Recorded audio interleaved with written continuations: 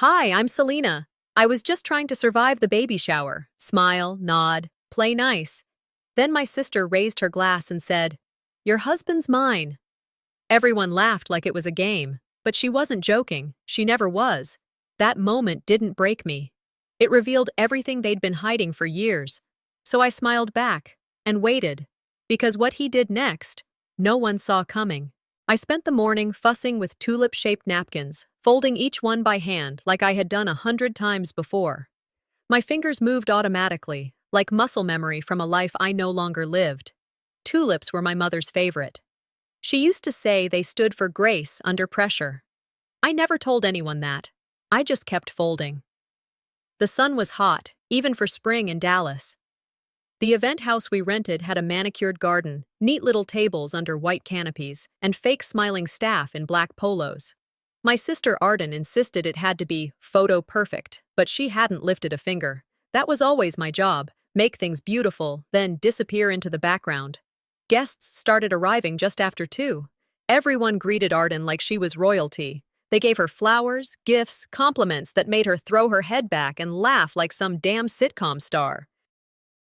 I stayed busy, refreshing lemonade, adjusting tablecloths, pretending not to hear when someone asked if Dean was coming.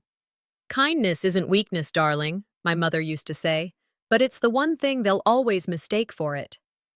That quote came back to me as I stood there, smiling for photos I wasn't in, holding my breath through small talk with women who pitied me without saying it out loud.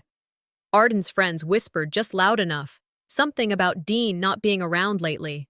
I caught my name in the air like a mosquito and killed it with a smile. Arden floated past, trailing perfume and ego. "You really went all out," she said, like it was adorable. "Trying to win Sister of the Year?" I shrugged. "Just doing what I can," she smirked. "Of course you are." I retreated to the kitchen, checked the food, refolded napkins that didn't need fixing. My mind replayed everything: how she looked at me, how the women tilted their heads when they talked, how no one asked how I was. I didn't cry. I analyzed. That's how I've survived this long. Never give them a show. The gift opening began, and I stayed back until Arden called my name. "Selena, come up here." Her voice was sweet like syrup, sticky and fake. I walked up, took my place beside her, still holding a napkin. She put her arm around me. "You guys," she said, grinning, "you know who's been by my side through everything lately? Her husband." Laughter cut short. You could hear it, the shift in the air, the confusion, then the gasps. I turned my head slowly. My husband's phone sat on a nearby table, vibrating with a preview message. "Vegas was wild, babe. When can I see you again?" My chest didn't tighten. My stomach didn't drop. I blinked once. Then I said, "Cool." That's all. Just that. I looked right at her. No tears. No drama. She wanted a meltdown. I gave her silence. The room froze. Arden's grin faltered for half a second, just long enough for me to see it was never really about Dean. It was about breaking me in public. Then I heard it. Heels on tile. Dean walked in, right on cue, like a damn stage actor. He didn't rush. He just strolled in, took my hand like nothing had happened, and stood beside me. Now it was Arden's turn to freeze. I didn't raise my voice. I didn't even blink. "You should be careful, Arden," I said quietly. Lies tend to sound louder when the truth walks in. The silence turned into something else, something sharp. Dean didn't say a word. He just stood there, holding my hand like he meant it. I didn't know if he was trying to fix things or control the narrative. Didn't matter. Let them wonder. I could feel every eye in the room swinging back and forth between the three of us like it was a tennis match no one paid to see. Inside, I was calm, but I was done. For years, I'd swallowed every slight, every joke at my expense, every time Arden took credit and Dean turned away. I thought silence was survival. But now it felt like armor. This time, I wouldn't just endure it. I'd make sure they saw what they broke and who they built in the process. When the party wound down, guests left fast.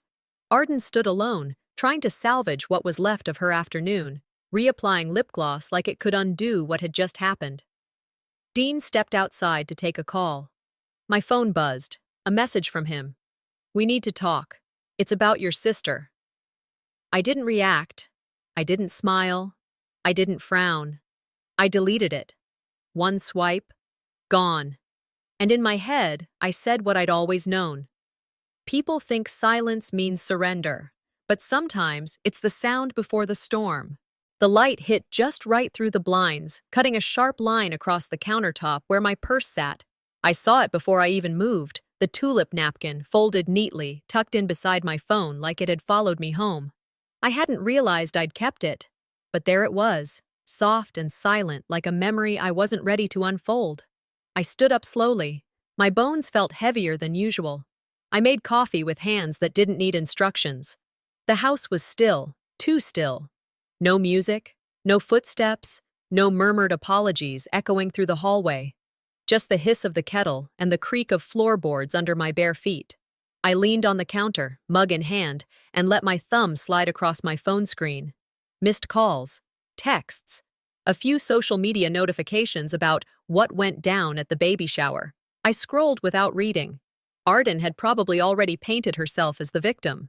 Dean, too. That was their talent, turning other people's pain into their own platform. I deleted everything.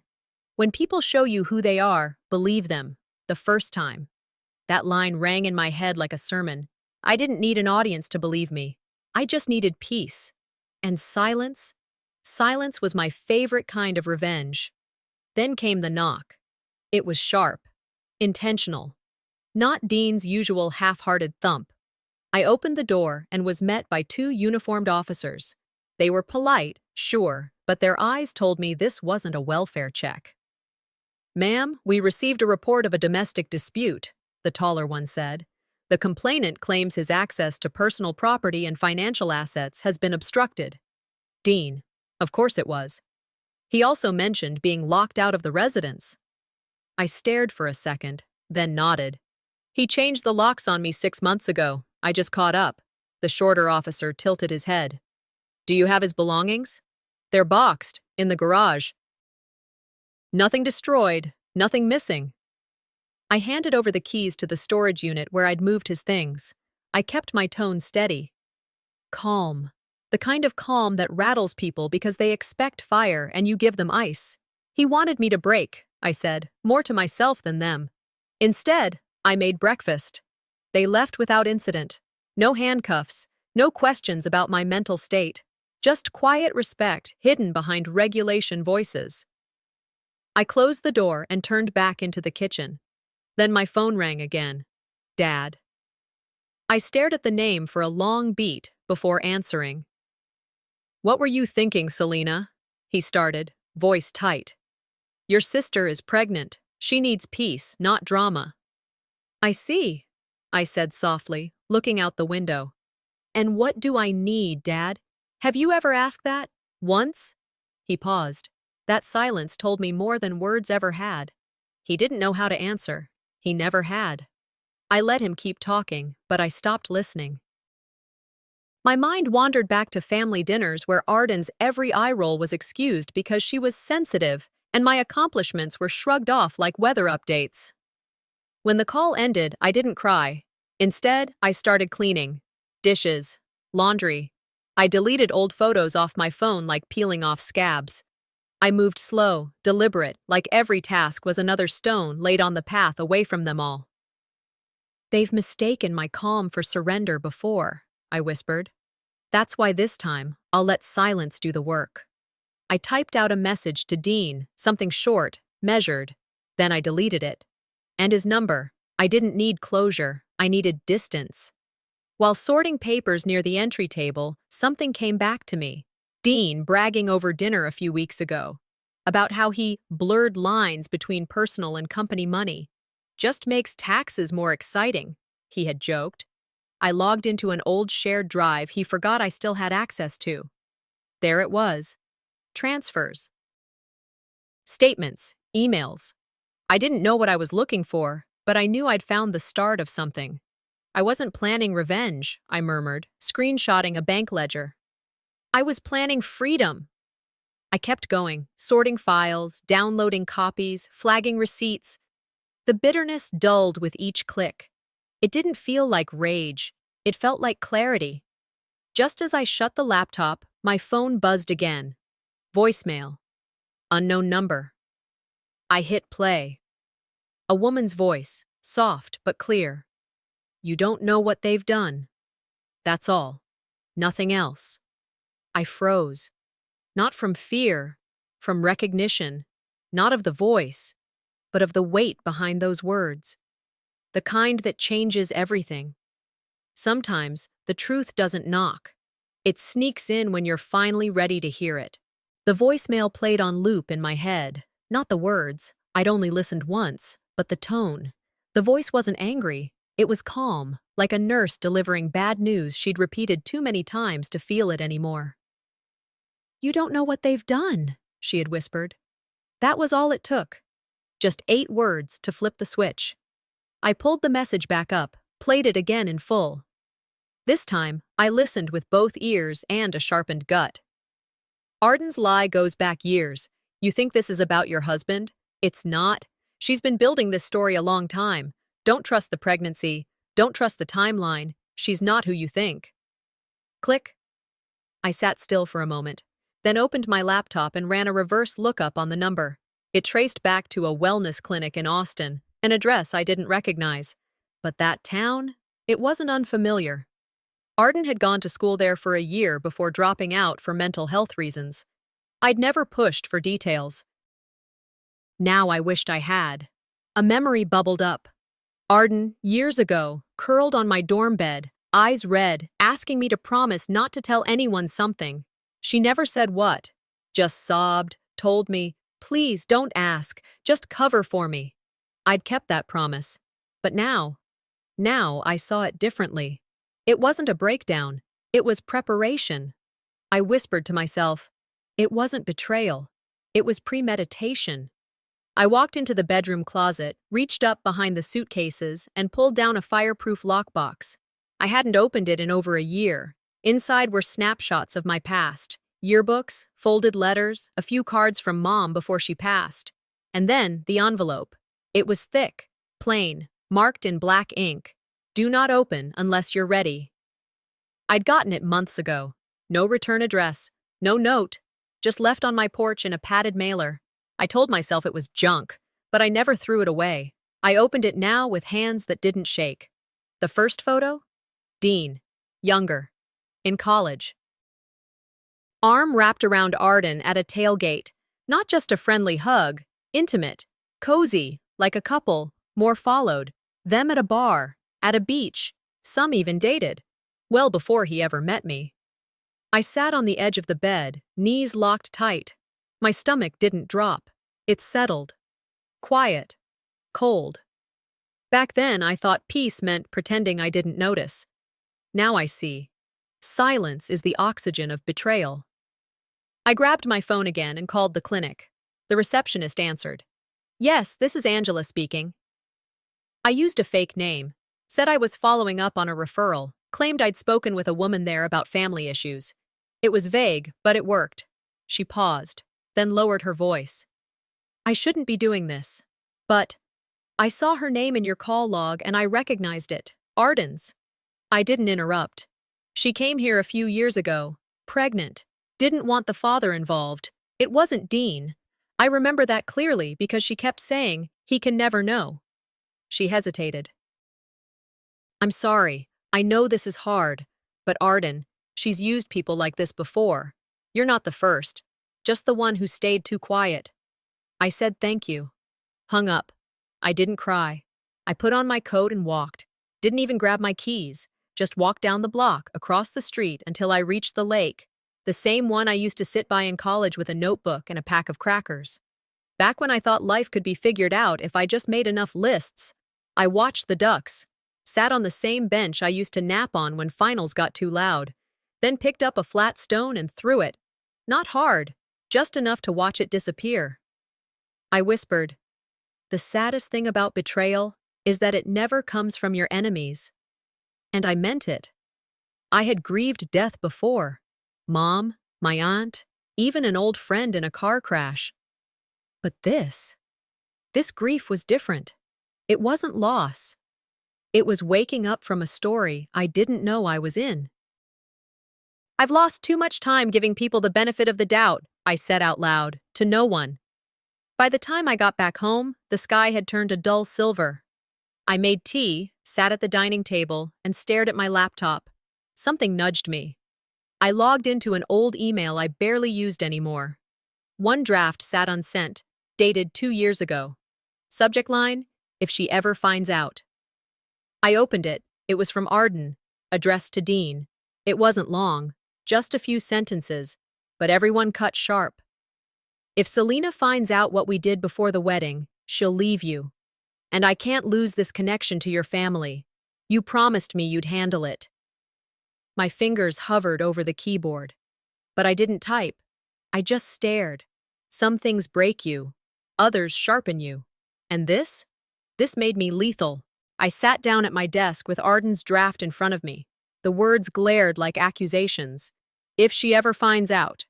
I read and reread it, connecting dots I'd ignored before. My jaw tightened. I traced my fingers along the lines, thinking about how Arden had always borrowed my style, my clothes, my phrases, my friends. She never stole what was broken. She stole what still worked. I flipped through old photo albums. There she was, in my favorite blue dress, standing in a pose I'd once struck. Same shoes, same smile, same shadow. I closed the book hard.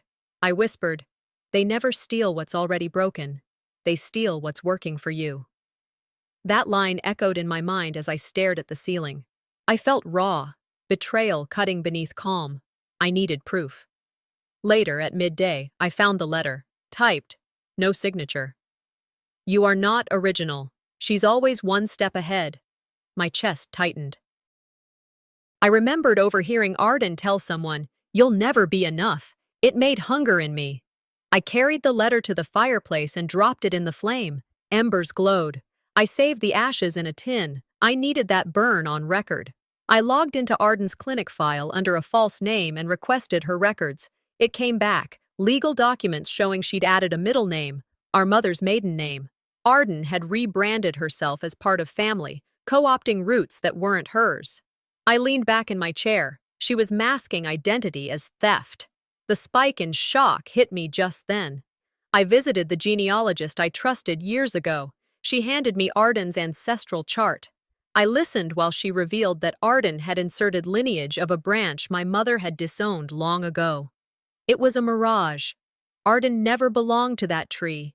She built a mirror self for attention. I felt bitter vindication. Betrayal hurts less when it's exposed. That afternoon, I drafted emails to financial advisors under aliases, hinting I knew about the name change. I backed up every document, clinic records, genealogy sheets, photos. I texted Odessa Wynn. "They edit your name to steal your story." She responded with quiet support. But I told myself I wouldn't confront yet. I'd wait until Arden showed face. Just before I closed the laptop, my phone rang. Private number, slow, heavy. A voice whispered, "Not everything you believe is false, but much of it is stolen." I said, "Who is this?" Silence. Then a click. The line died. I exhaled. Masks fall in silence. And then the real game begins. The late afternoon sun filtered through the blinds, painting faint lines on my desk. I sat there with trepidation, opening the shared financial folder Dean and I once used. The spreadsheets looked familiar, almost comforting, until the numbers warped into nightmares. I scrolled slowly, latching onto entries under miscellaneous expenses. Expenses I never authorized. The vendor names repeated like echoes. I cross-checked receipts and bank statements. Each mismatch layered into a pattern. Arden's name, or a variant of it, kept cropping up. My throat tightened. They trusted me with numbers. Now they use them against me, I whispered under my breath. I created a second sheet, color-coding anomalies, labeling unexplained transfers. This would be the foundation of counterattack. I picked up the phone, dialed Dean. He answered casually, as if the world outside had stayed normal. "Dean, whose name appears on these expenses?" I asked, voice measured. He replied, "I'm handling things. You don't need to worry." That tone, dismissive, practiced, soured the moment. "I'm not asking permission. I'm asking for facts, I said, carefully. I began reciting amounts, dates, vendor names.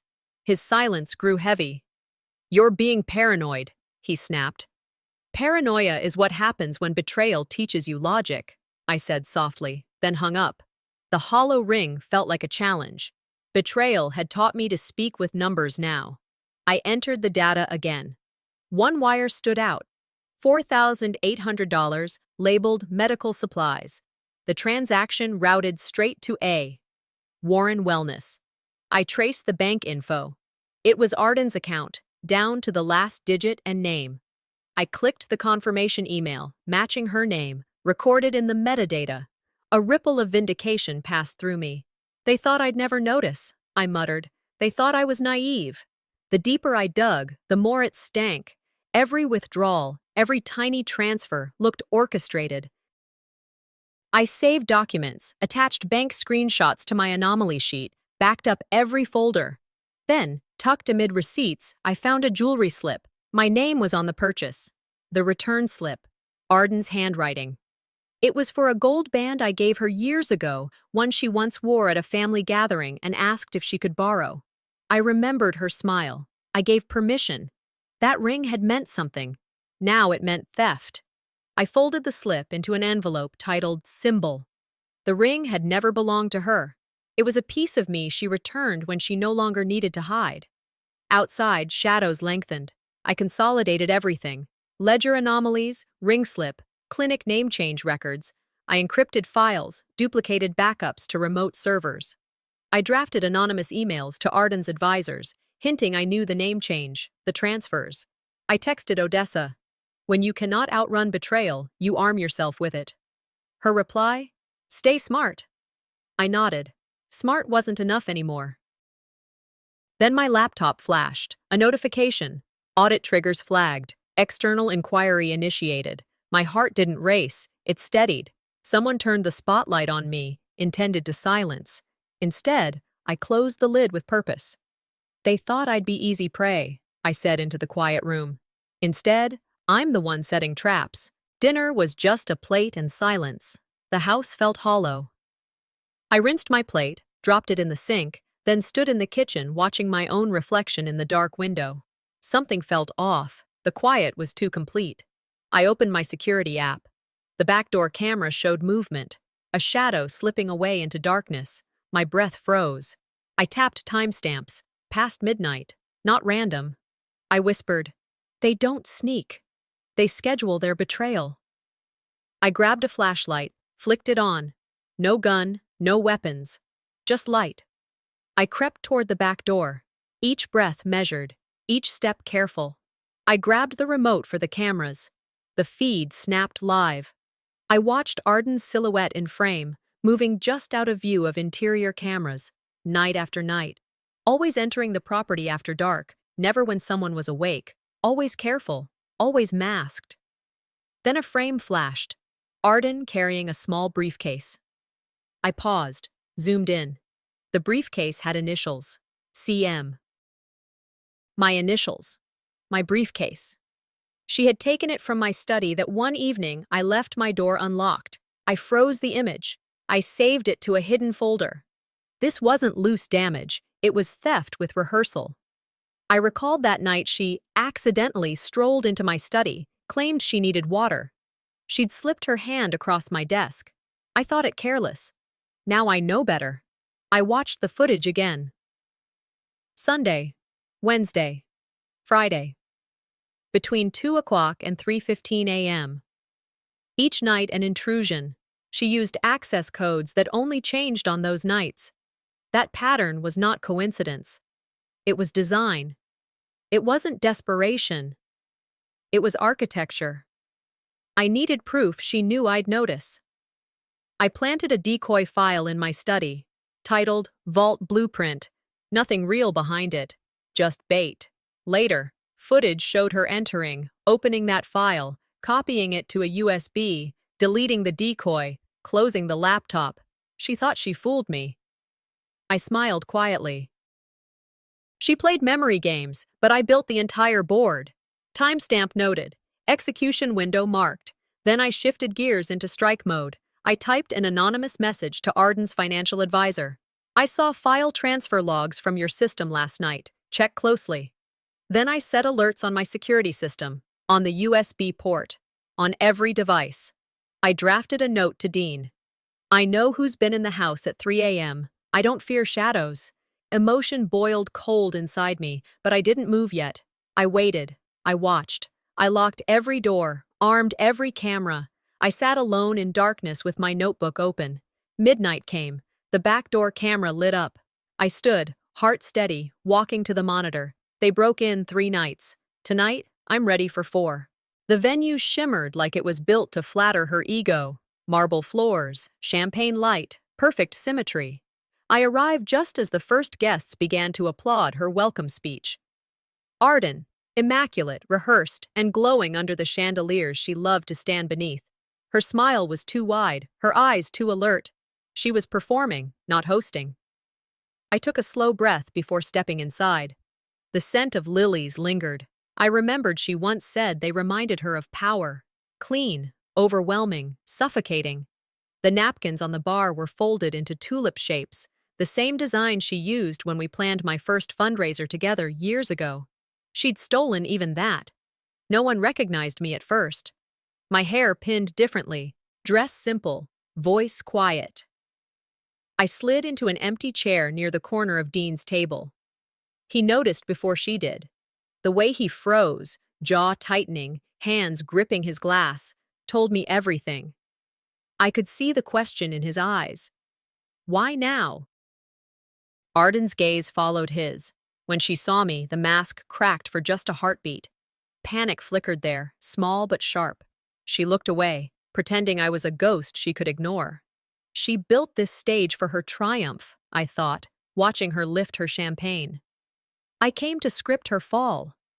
The host droned on about donations and community outreach. I waited, counting the seconds until she stood for her toast. When she finally did, her voice wrapped the room like silk, every word polished, every gesture perfectly timed. She was good, too good. But the truth has its own timing. She raised her glass. To loyalty, she said. That was my cue. I stood, calm, measured. The sound of my heels on marble echoed like a second heartbeat. Heads turned. She faltered mid-sentence. You've had your spotlight long enough, I said softly. It wasn't loud. It didn't have to be. Behind her, the projection screen flickered to life. The footage began. Grainy, time-stamped, undeniable. Arden entering my home in the early hours, unlocking my office, rifling through drawers, pocketing USB drives. A murmur rolled through the crowd. One woman gasped. Dean turned toward the screen, expression hollow. Arden's hand shook as she lowered her glass. This isn't real, she managed. I stepped closer. You assumed I'd break when you exposed me, I said evenly. But betrayal doesn't destroy, it clarifies. The footage changed. Her emails, her signature, her name on transfers she thought she'd hidden. The silence that followed wasn't fragile. It was absolute. Then, a voice from the side broke it. Weren't you two best friends? It came from Zelda Ray, standing near the edge of the crowd. Her tone trembled, guilt woven into every word. She looked smaller than I remembered. Same delicate jewelry, same hands that once held mine across coffee cups. Arden's eyes shot toward her. Zelda, she hissed.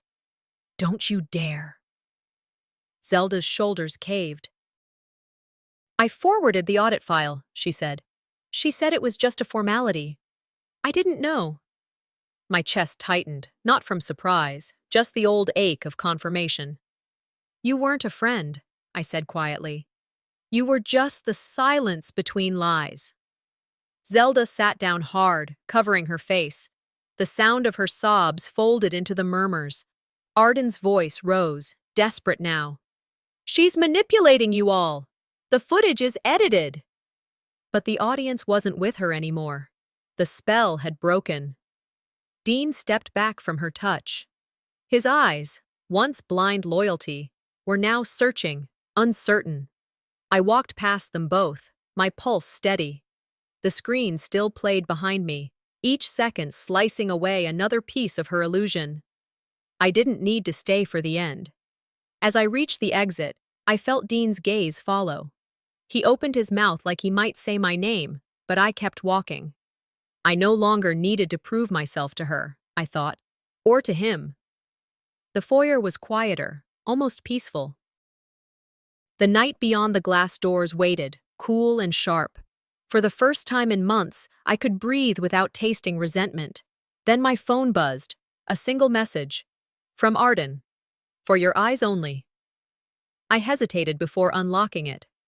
One line previewed on the screen. You think it's over? My reflection stared back at me from the glass door. Calm. Unreadable. She just dealt her final hand, I said under my breath. Now I have to decide if I'll fold or go all in. I slipped the phone into my bag and stepped into the night. I returned late that night, keys echoing in the hollow hallway. I placed the envelope on the kitchen counter and stood there. I didn't open it. I paced. The walls felt closer than they should. The air tasted stale. Arden had sent me this, some final move. I kept whispering to myself, whatever's inside, it's not closure. It's a spark she's planting. After hours, I sat down and finally tore it open. A photograph lay flat, my father, arm around Arden's shoulder. They smiled as if no secrets existed. Beneath the photo, a small brass key, a tag, Rural Trust Bank, Box 217, and her note. He was never yours. Time you saw who really kept secrets. A cold unease crept through me. I stared at that note over and over. Morning light felt harsh.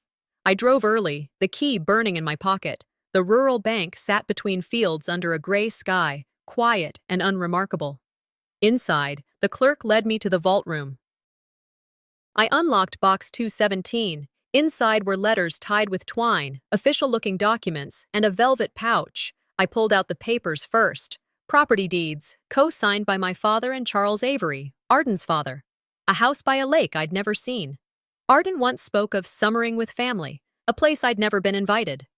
Next, I lifted the pouch. In it lay a silver necklace, my necklace. The one I gave Dad years ago. It had been returned, repaired, polished. I held it and let my breath catch. I opened a letter tied to the deeds. Postmark, 2 weeks before his death. He wrote, "If Selena ever finds this, tell her it wasn't her fault. I made my choices out of pride." My world tilted. He knew. He planned this. Called her, not me. He left her his last words. Arden hid them from me all that time. Disbelief and betrayal mingled tight in my chest. I sat among those papers and goods, letting their weight settle. Arden's power never came from charm alone. It came from access. And from knowing what Dad would never speak, from years of manipulating debt, emotional and financial, the gala, the funds, the legacy she claimed, all built from secrets. She didn't just want my life, she wanted my roots. I locked the box again, left without glancing at the clerk. The drive back felt endless. Rain slicked the road. Trees leaned in shadows. Back home, the sky had darkened. I slipped into the living room and sat in Dad's old chair. The wood was worn where his arms must have rested. I placed the photo, key, and letter on the side table. No tears, no lament, just clarity. You gave me your last secret, Dad. Now I'll use it to silence hers. The sun rose quieter than usual that morning. No birdsong, just a soft breeze brushing past the hedges my father planted long ago. I stood there, watering the roses like he used to. One hand on the hose, the other resting on my hip, letting the cold water ground me. There was no ceremony to it, just repetition, muscle memory. His boots sat by the back door, worn, scuffed, still laced the way he'd left them. I knelt down and wiped the dust off the leather with an old towel. It felt right, like I was cleaning up what was mine now. Not just the house, not just the yard, but the silence he left behind. I thought revenge would fill the silence. Turns out, peace is louder. Dean had moved out the week before. Took the last box while I was out buying groceries. No note. Just gone. We're finalizing the divorce next month. The air in the house changed the moment he left. It didn't feel lighter. It felt real, like the paint wasn't pretending anymore. There hadn't been a word from Arden since I mailed her the documents. I thought she'd rage, defend herself, twist something, anything. Instead, nothing. Until this morning. A plain box showed up on my porch. No return label, just my name, handwritten in that sharp, elegant way she always signed Christmas cards when we were kids. Inside, a velvet pouch, her bracelet, the one I admired when I was 7. No note, no explanation. That's when it hit me. She wasn't coming. No fight, no speech.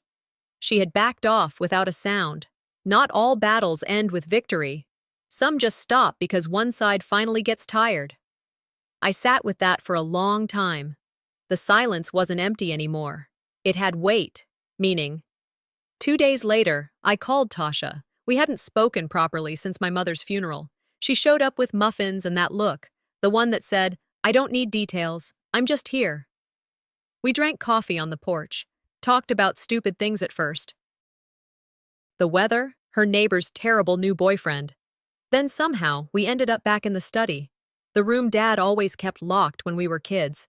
I told her I wanted to turn it into something different, a place people could sit, share, heal. We stripped the wallpaper together, painted the walls a soft blue, invited the single moms from my church to start a book group there every Wednesday. It wasn't big, but it was mine. I started therapy too, not to fix anything, not to erase what happened, just to make sense of it. Healing isn't erasing pain, it's learning to walk without dragging it behind you. That afternoon, after everyone left, I sat at my desk and took out a blank sheet of paper. I wasn't writing to Dean, or Arden, or even my father. I wrote to myself, 17 years ago. That birthday where no one showed, not even a call. I imagined sliding that letter under her bedroom door, watching her find it, watching her read.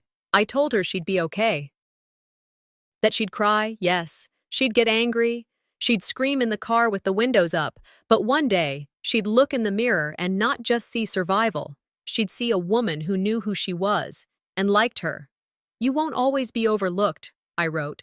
One day, you'll see yourself clearly and love what you see. The pen slipped out of my hand. I folded the letter, tucked it in a drawer. Maybe I'll read it again. Maybe I won't need to. As I stood up, my phone buzzed on the table.